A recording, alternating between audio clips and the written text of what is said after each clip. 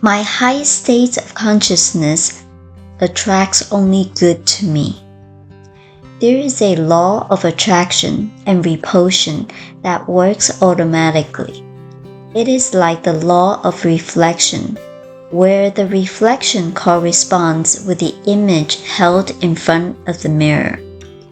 Emerson said that we see what we animate, and that we animate what we see. Jesus proclaimed that it is done unto us as we believe. This remarkable spiritual genius even went so far as to say that when we feel the need of anything or desire it, we should pray for it, and in the act of our prayer, we should mentally receive the objects of our desire as though it already exists. This probably is the essence of that attraction that works automatically.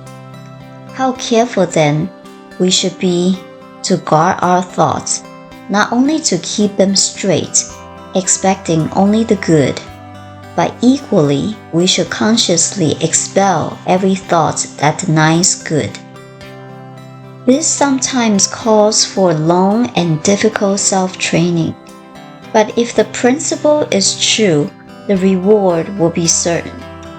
Nothing is more important than that we should consciously use this law of attraction with simplicity and in faith. My prayer today, then, is one of affirmation and acceptance. I lift my cup of acceptance, knowing there is divine outpouring that fills it to the brim.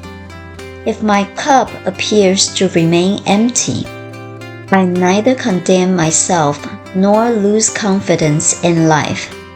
Rather, I more carefully scrutinize my own thinking, turning away from that which denies my good.